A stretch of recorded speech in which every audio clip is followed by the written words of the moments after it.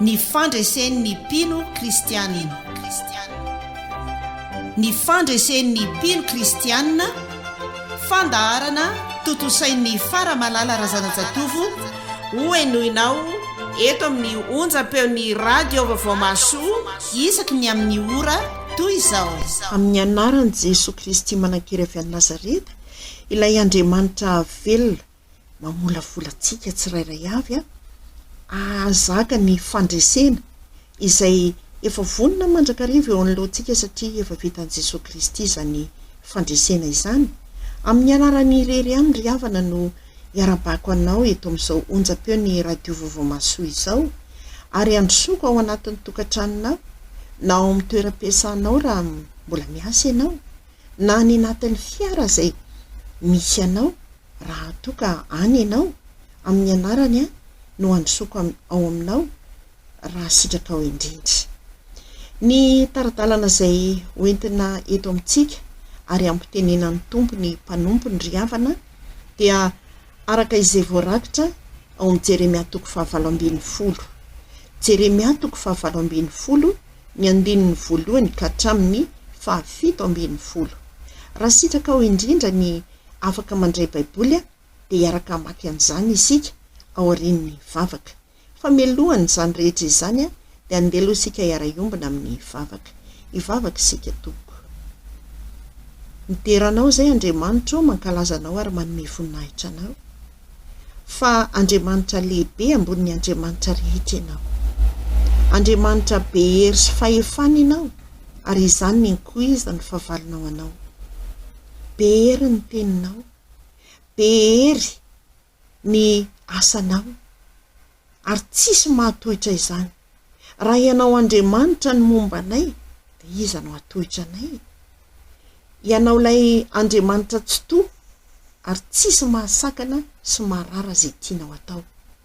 Misaotra anao zahay mitondra anay indray ao anatin'ny famolavolananay, ao anatin'ny fanamboarana anay, fanefenanay, fa toy ny tanimanga eo ampelantananao anie zahay, ary volavolainao sy ataonao amin'izay tianao hitiavanao anay, satria mitady olona ho araky ny fonao ianao. Ary izany no molavolanao anay mba andresenay eto amin'izao tontolo izao, na dehibe aza ny olana rehetra izay mitranga dia tianao izay ahazo ny fandresena, mba tsy ho mpitondra anarana mpino kristianina fotsiny fa tena ho mpino kristianina mandresy.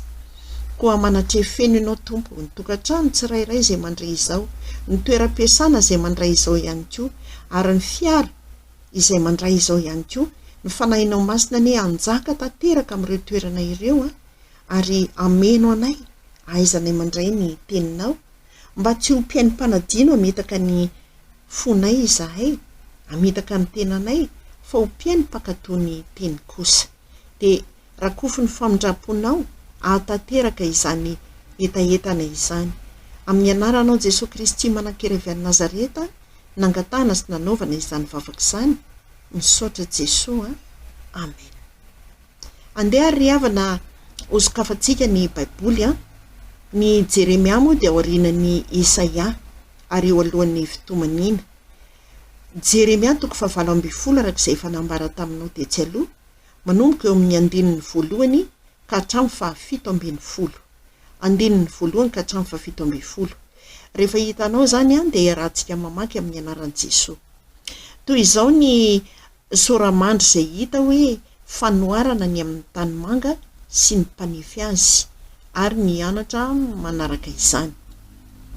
Izao ny teny tonga tamin'i Jeremia avy tamin'i Jehova: mitsangana ka midina ho any amin'ny tranon'ny mpanefy tanimanga, ary ihany no ampandrenesako anao ny teniko. Dia nidina tany amin'ny tranon'ny mpanefy tanimanga aho, ary indro nanao ny asany teo amin'ny ankodina fanaovana izy. Ary raha simba ny vilany ataony arak'izay mazana miseho amin'ny tanimanga eny tanan'ny mpanefy, dia ataony vilany hafa indray arak'izay tian'ny mpanefy tanimanga anaovana azy. Dia tonga tamiko ny tenin'i Jehova hoe: moa tsy mahazo manao aminareo toy ny nataon'ity mpanefy tanimanga ity va aho ry taranak'Israely? Hoy Jehova: indro toy ny tanimanga eo tanan'ny mpanefy azy dia toy izany ianareo eo tanako ry taranak'Israely. Vetivety aho dia milaza firenena sy fanjakana, ongotako sy azerako ary oravako. Nefa raha miala amin'ny ratsy izany firenena ny teneniko izany, dia ninina kosa ny loza izay nokasaiko hamelezana azy. Ary vetivety kosa dia milaza firenena sy fanjakana aorito sy amboliko. Nefa raha manao izay ratsy eo imasoko izy ka tsy mihaino ny feoko, dia ninina kosa ny soa izay nolazaiko hanaovana azy. Ko amin'izany lasa ao amin'ny Joda sy amin'ny mponina eto Jerosalema hoe, izao no lazain'i Jehova: indro izao mamorona loza hiatra aminareo ary mihevitra izay hamelezako anareo. Kosa miala amin'ny lalany ratsy avy ianareo ary ataovy tsara ny lalanareo sy ny ataonareo. Nefa hoy ireo, kivy izany izahay, fa mbola hanaraka ny hevitra ihany izahay. Eny, samy hanao araka ny ditry ny foratsinay avy izahay rehetra. Ko amin'izao nolazain'i Jehova: anontania ho any amin'ny Jetilisa hoe iza no nandre zavatra toy izany, zavatra mahatsiravina indritra no nataon'ny Israely Virjiny. Hitsahatra tsy eo amin'ny vatolampy any an-tsava ny oram-panalan'ny Libanona, ary mety ho ritra va ny ranomaria sady mangatsiaka avy amin'ny tany hafa. Fa efa nanadino any ny oloko ka ho an'ny sampiny nandoroany didikazomanitra, ary nanavitoina azy teo amin'ny lalana ireny, dia ny lalana fahagolana andehanany amin'ny sakelo-dalana madinika, dia amin'ny lalana tsy voavoatra, mba hahatonga ny tany no figagana sy ho zavatra mampisitrisitra mandrakizay. Izay rehetra mandalo azy dia ho gaga sy hivikividoa, toy ny fampieliny rivotra avy any Antsinanana no ampelezako azy eo anoloany ny fahavaliny. Iambohy azy aho fa tsy anatrika azy amin'ny andro ahitany loza. Ray Masino, manamasina nay amin'ny fahamarinana, ny teninao no fahamarinana. Amen. Ity tenin'Andriamanitra ity ry havana dia taridalana mafonja izay tian'Andriamanitra hitondrana antsika. Horaisiko manokana aloha ilay tenin'Andriamanitra izay voalaza eo amin'ny andinin'ny fahenina hoe, motsy mahazo manao aminareo toy ny ataon'ity mpanefy tanimanga ity va aho?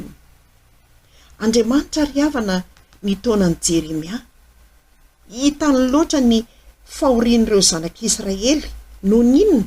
Noho ny ditrany, noho ny fahotana izay efa tena miakatra any amin'Andriamanitra, satria nanompo Andriamanikafa, satria nivadika tamin'Andriamanitra. Ary Andriamanitra mbola miala ninona amin'ireto zanak'Israely reto. Ny anton'izao teksta izay nivakiana tamintsika izao dia nentiny Jeremia ho an'ny mpanefy tanimanga, hijery ny fanaovan'ilay mpanefy ny tanimanga raha toa ka amboatra vilany io mpanefy io. Inona ny zavatra hitan'i Jeremia tao? Ny zavatra hitan'i Jeremia, mpanefy mamolavola tanimanga, alefa eo amin'ny ankodina mba ho lasa vilany, satria izany no tian'ilay mpanefy ho atao, tanimanga ho tonga vilany. Fa rehefa tsy nety iny dia nipotehany ary namboarany indray ho fanaka hafa, ho zavatra hafa. Dia izay tian'ilay mpanefy nanaovana an'ilay tanimanga no nanaovany azy.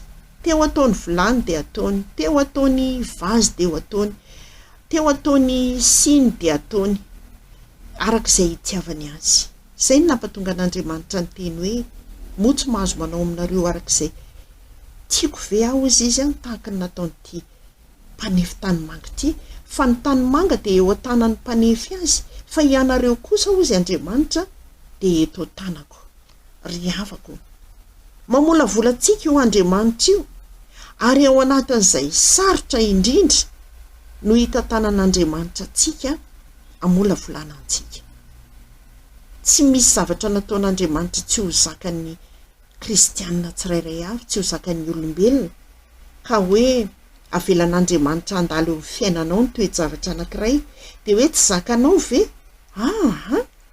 Efa voalanjalanjan'Andriamanitra io, nataony ho zakantsika tsirairay avy izay zavatra rehetra miseho eo amin'ny fiainantsika.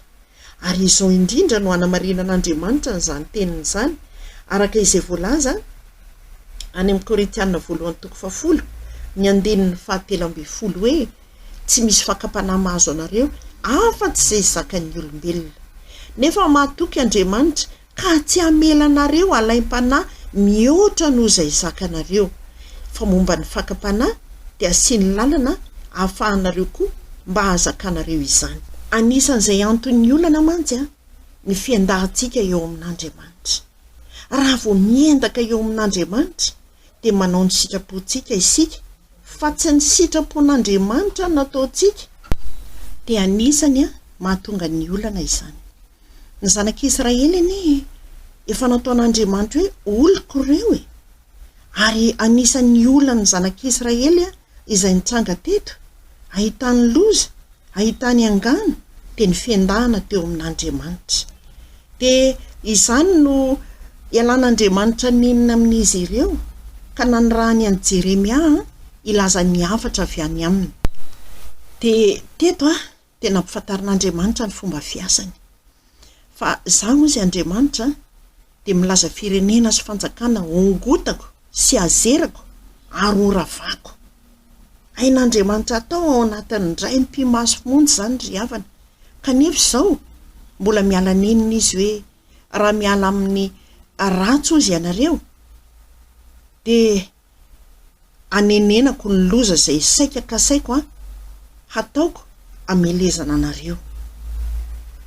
Fa za koa ozy izy dia afaka manorina sy mamboly fanjakanareo. Fa raha mbola mitoy izy Andriamanitra ny ratsy izay ataony, tsy mihaino ny feoko izy fa mbola manao ratsy eo imasoko hatrany hatrany, hitan'Andriamanitra daholo ange ny zavatra ratsy rehetra izay ataontsika, izay rehetra tsy araka ny sitrapon'Andriamanitra ataontsika. Na mihidy ao an'hevitra tsy misy mpahita azy ianao dia tsarovy fa Andriamanitra mbola mahita anao sy ny zavatra rehetra izay nataonao. Dia raha mbola manao an'izany izy ozy Andriamanitra, reto zanak'Israely izany, dia anenenako kosa ny soa izay nolazaiko hanasoavako azy. Dia andeha ary anontaniana ny zanak'Israely, manahoana ary reto zanak'Israely reto teo anatrehan'izany? Fa inona no nolazaina ozy ianao? Na dia hitany ara fa mihemotra ny fitahiana sy ny fanasoavan'Andriamanitra azy ireo, na dia kivy ara izy ireo, araka izay voasoratra amin'ny andinin'ny 12 hoe kivy zahay izany, fa mbola anaraka ny hevitra ihany izahay, eny samy anao araka ny ditry ny foratsinay avy izahay rehetra. Fa enin'Andriamanitra anie izany ary malahelo Andriamanitra hoe manadino aho ozy ny oloko, mbola lazainy hoe oloko ihany ireo zanak'Israely ireo na nivadika azy, satria nivadika nandorodidika azo manitra, nanao zava-poana teo mason'Andriamanitra dia ny amin'ny sampy izay nitompony izany. Ka izao no ataoko anazy ozy Andriamanitra, toy ny fampieliny rivotra avy any antsinanana no ampelezako azy eo anoloan'ny fahavaliny, ary ambo azy aho fa tsy fanatrika aminy amin'ny andro ahitany loza. Zany ny tenin'Andriamanitra manoloana ny fialan'Andriamanitra nenina amintsika mpino kristianina, manoloana ny ditry ny fotsika, manoloana ny fahotana izay ataontsika, manoloana ny fiodinantsika eo amin'Andriamanitra. Tahaka ny zanak'Israely izany ny anaovan'Andriamanitra antsika nge, raha tsy miverina faingana eo aminy, fa Andriamanitra efa niteny.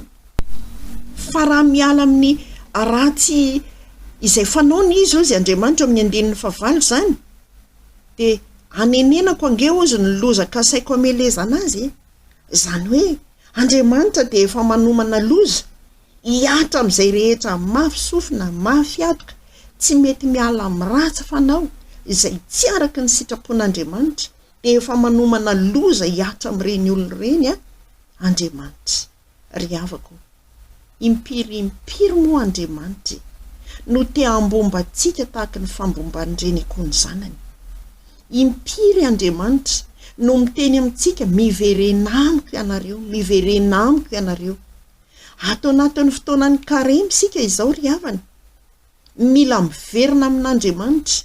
Ny dikan'ny karemy dia hoe fandinihan-tena, ary ho an'izay afaka andiny tena tokoa satria antso ny taridalina izay ataon'Andriamanitra ao antsika mba azahoantsika ny fandresena dia mila miala amin'io fahazaran-dratsy io, mila miala amin'ny faratsiana rehetra, mila miala amin'ny fiodinana eo amin'Andriamanitra.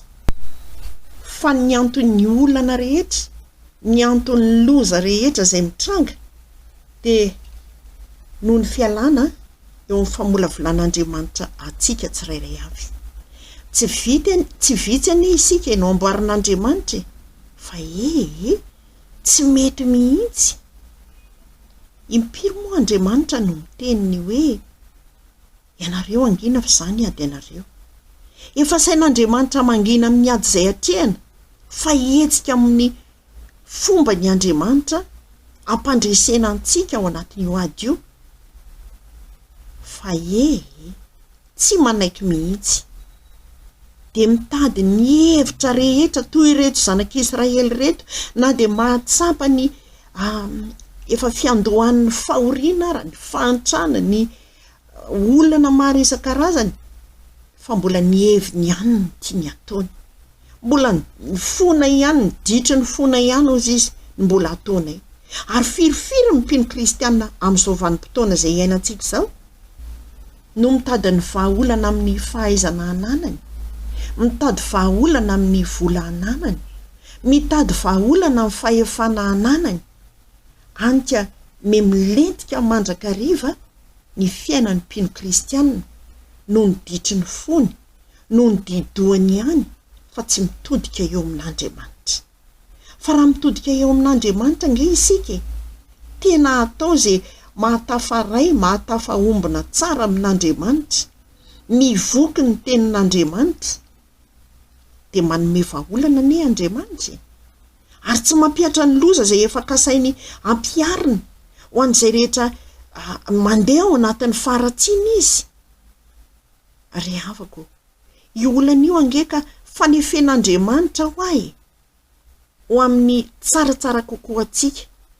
Fa rehefa tsy mety manaiky ny tenin'Andriamanitra isika izay teny amola volana ho fitaovana maranitra eo am-pelatanan'Andriamanitra dia ravany ange tahaka n'ilay tanimanga izay nitondra any an'i Jeremia. Hitanao ny tanimanga?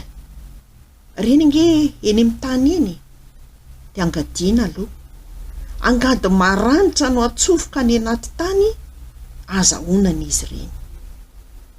Avy eo hitsakitsahana, avy eo volavolaina amin'ny tanana, avy eo atotatota, avy eo pendipendesina. Ary tahaka ny fahitan'i Jeremia an'ilay mpanefy dia alefa eo amin'ny ankodina indray.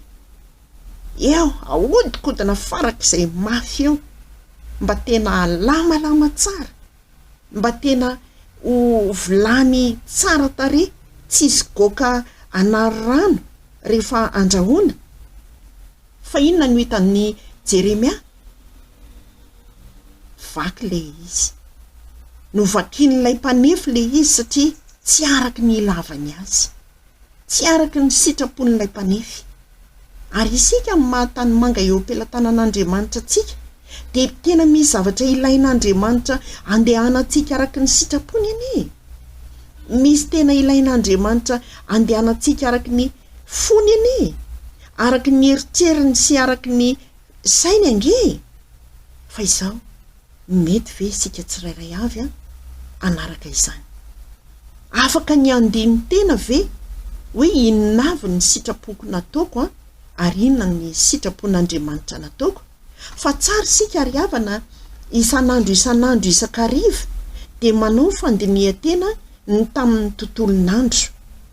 Hitanao ny orinasa anankiray isak'izay tonga ny faran'ny volana dia manao fizahana zay zavatra rehetra niseho, inona ny nety, inona ny tsy nety, ary dia isam-bolana ny mpampiasa miantso ny mpiasa mba ilaza ny mety sy ny tsy mety, ka ny tsy mety dia arenina mba ho lasa mety, ary ny mety dia tohizana ho metimety kokoa, ary tak'izany tsika eo anatrehan'Andriamanitra.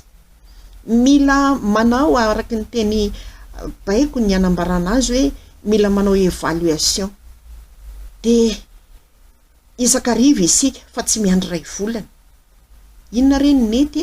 Soraty amin'ny taratasy izay mizara 2, asiana soratra hoe ny araky ny sitrapon'Andriamanitra nataoko androany sy tsy araky ny sitrapon'Andriamanitra nataoko androany, inona avy? De soraty eo ry havana izay nataonao, izay vitanao, na tamin'ny teny, na tamin'izay nalehanao, na tamin'ny nataon'ny tananao, na tamin'ny jeren'ny masonao, sitrapon'Andriamanitra ve zany? De soraty eo amin'ny sitrapon'Andriamanitra. Tsy sitrapon'Andriamanitra ve? De soraty eo amin'ny tsy sitrapon'Andriamanitra. De zay rehetra tsy araka ny sitrapon'Andriamanitra, iny lay tian'Andriamanitra iverenanao aminy. Zany hoe tian'Andriamanitra ibebahantsika. Ary rehefa avy mibebaka de manavao ny fanoloran-tena indray ho an'Andriamanitra. Ary vonina hiala amin'iny tsy fetezana iny mba ho amin'ny mety, satria ny tany karakaina nge na efa toy ny karakaina raha ny taninao, ain'Andriamanitra no mampisy rano an'izany. Ain'Andriamanitra no mahatonga ho tany lonaka an'izany eo amin'ny fiainantsika tsirairay avy. Ary raha manaiky kosa sika ny teniny iverina eo aminy, anaiky ny famolavolana, satria be dia be koa nge amin'izao fotoana izao tsy mety manaiky ny olana misy eo amin'io e. Tsaroko tsara ry havana ny fotoana izay nitoriana teny amin'ny fonja, de nisy ny antso izay natao ho an'Andriamanitra ho an'izay bebaka marina eo aminy. De ao anatin'ny fonja ao misy ny miaino tokoa, misy tsy miaino fa de mandehandeha de mivenjivenjy de manao zay tiany ataony iny, fa ao ny tena miaino. Ary ao ny tena mibebaka marina izay fotoana ray tena tsy mety ho adino teo amin'ny tantaran'ny fitoriana tany mifonja. Inona ny zavatra niseho? Ny gorobaka niala teo amin'ny fonja teo an-tanimora, ireto 5 lasa endanga ambany izy izay tamin'izay fotoana. De nitsoaka zany. Kanjo tratra izy ireo de nampidirina eny Tsefa. Ary zany fonja ny Tsefa zany ry havana de tena hoe fahafatesana angano ho azo ilazana zany, fa ohatra somary misy ady zay manko any amin'ny fonja ny Tsefa, de ampidinina ao anatin'io lavaka io ny olona. Rehefa tonga ny tena nandeha ny toriteny tamin'ny fotoanandro, de iza ny vonina hibebaka marina, de nanangan-tanana izy ireo, de nametrahan-tanana izy ireo. Fa ny zavatra nahagaga de tonga ny fotoana izay nilazan'ny filohan'ny repoblika fa ny olona toy izao avy de omena fafana vonjy maika. Ary tao anatin'izany izy ireo ry havana, nahavariana, nahagaga noho ny asan'Andriamanitra zany. De nanolo tena moa izy ireo avy eo nanao katekista, nanao mpiandry, nanao evangelista, nitory ny tenin'Andriamanitra. Ary isak'izay mitory izy ireo ety amin'izao tontolo izao, de tsy adino mampatsiahy ny olona ny zavatra izay nataony tany anatin'ny fonja. Ry havako, aza miandro ho fonjana re, vao hiverina eo amin'Andriamanitra. Aza miandry olana tena hiatraika amin'ny taolana re, vao hiverina eo amin'Andriamanitra. Atsaharo re zay mety ho fomba fisainanao, mety hahafahanao amin'io olana zay menjady eo aminao io e. Fa Andriamanitra manomana famonjena, manomana fandresena ho an'izay rehetra tena manaiky ny teniny. Ny fihevitraneo tsy fihevitrareo e, ary ny lalana nge ho izy tsy mba lalako e, araka izay voasoratra ny amin'ny Isaia 5:9 e. Fa izaho ozy mahalala ny hevitra heverinareo, de hevitra mitondra fiadanana fa tsy loza. Jeremia 7:20. Ay io lalana zay lalovanao io hitondran'Andriamanitra anao amin'ny fiadanana. Fa nitakiny eny an-dalana zay andalovanao, izay lalovanao, de ny fiverenana eo aminy. aza mandeha amin'ny fomba fisainanao, aza mitady hevitra fa de maro ny olona no mitady hevitra amin'izao fotoana izao hoe aiza re no ahitako famonjeny, andeha aho ary amin'ny mpimasy rahanina, fa efa tena mandeha amin'ny radio sy ny fahitalavitra fa hoe rehefa mandeha ny aminy de tsy maintsy mivany ny olana. Nga izy Andriamanitra te hitovy larana amin'Andriamanitra reny olona reny, ary firifiriny te hitovy larana amin'Andriamanitra ka nazeran'Andriamanitra. Firifiriny mpimasy amin'izao fotoana izao no ny bebaka sy ny verina marina eo amin'Andriamanitra, satria te hitovy larana amin'Andriamanitra ka nadarabok'Andriamanitra, ary iny midaraboka iny nahatsiaro fa tena kely ny heriny mihoatra amin'Andriamanitra, kely ny fahefany mihoatra amin'Andriamanitra. Firifiriny no efa nijoro vavolombelona tamin'izany ireo mpimasy, ireo ny soloko manana kalanoro. Ry havako, izao tontolo izao tsy ahitana famonjena. Firifiriny nampiasa ny volany mba hamonjena azy, ahitany fandresena, fa firifiry koa no efa voafitaka tamin'izany. Fa ny tsy mametaka indrindra dia ao amin'Andriamanitra. Eto ao amin'Andriamanitra ny olanao, eto ao amin'Andriamanitra ny problemanao.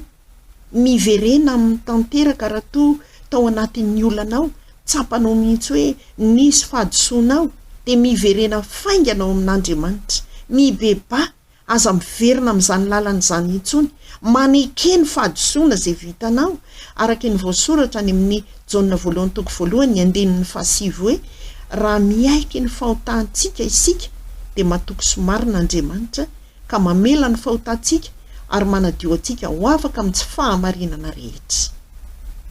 Tena matoky izany teny izany ary rehefa hitan'Andriamanitra fa ny loharanao teo anatrehany ny fonao, araka ny voalazan'ny Salamo 2:20 farany hoe ry olona lohareo anatrehany ny fonareo. Tena tsy misy ho afenina na de iray aza, araka ny voalazany amin'ny ohabolana 7:17 hoe izay manafina ny fahotany tsy ambinina, fa izay mitsotra ka mahafoy azy no ahazo famindrapo. Ary fantatrao fa zany famindrapo zany izany no ahitana ny fitahiana no azahoana ny fandresena eo anoloan'ny ady. Raha matahotra ianao hoe sao de misy olona mandre, sao de fantatry olona ny fahotako, de mitokana amin'ny hevitra mangingina. Raha tsy manana hevitra mangingina ianao, mandehanana ny ampiangonana, misy chapelle kely reny azonao andehanana, de tena sokafy mihitsy ny vavanao fa tsy hoe vavaka tao aneritreritra. Tena sokafy ny vavanao de lazao avokoa ny fahadisoanao sy ny fahotana rehetra izay vitanao aza misy afenina fa voalaza fa izay mitsotra sy mahafoy ny fahotana izay nataony no ahazo ny famindrapo, araka ny voalazan'ny ohabolana teo. Mahafoy tsy hoe te ho vonjena aloha zao, te ho afaka amin'ny olana aloha zao de alao mibebaka rehefa avy eo miverina indray, tsy mahafoy ny fahotana sy ny faharatsiana ny ota rehetra de mahazo famindrapo. Ary olona toy ny ahoana moa no mahazo famindrapo? Mahazo famindrapo ry havana dia araka izay voasoratra ao amin'ny Salamo 1:20. Izao ny voalaza manomboka eo amin'ny andininy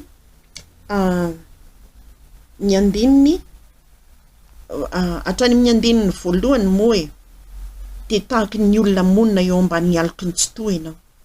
Izao ny voalaza manomboka eo amin'ny andininy faharoa hoe felofako sy batery fiarovana ho ahy izy ary Andriamanitro izay hitokiko.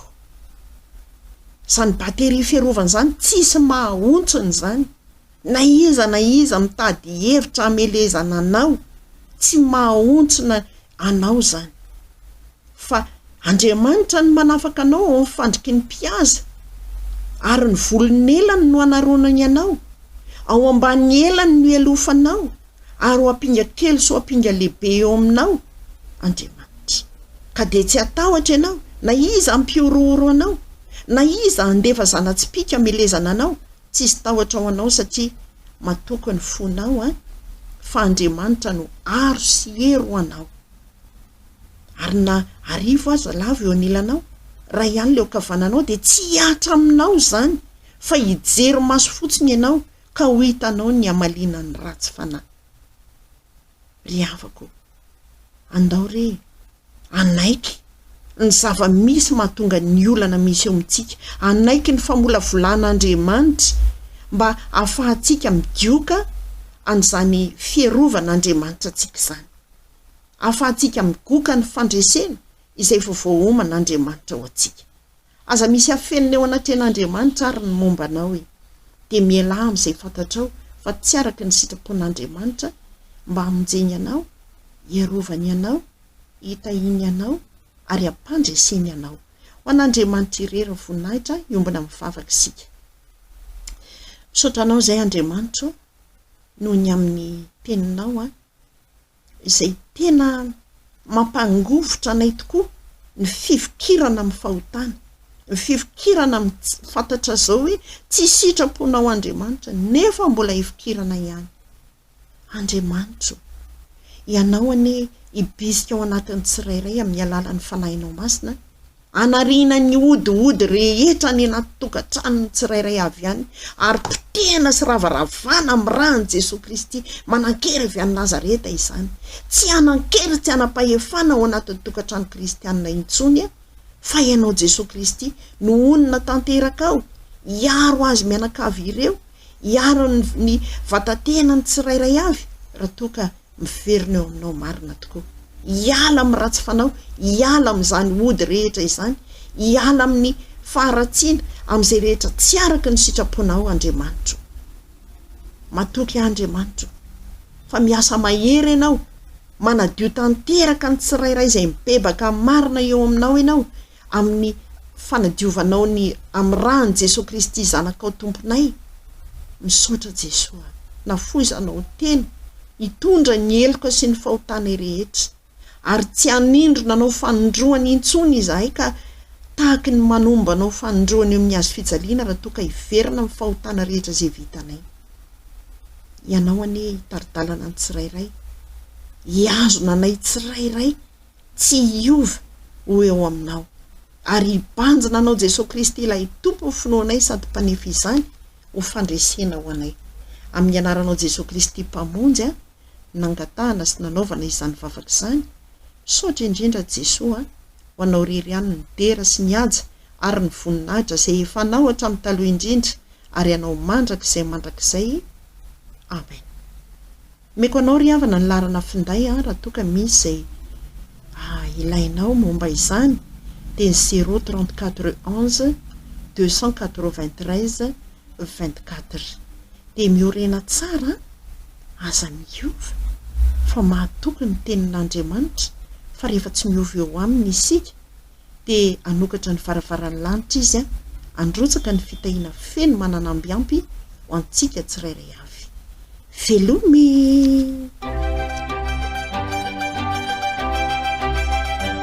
Noenoinao teo ny fandaharana ny fandresen'ny mpino kristianina. Ny fandresen'ny mpino kristianina natolotry Faramalala Razanajatovo teto amin'ny onjam-peon'ny radio Vaovao Masoa.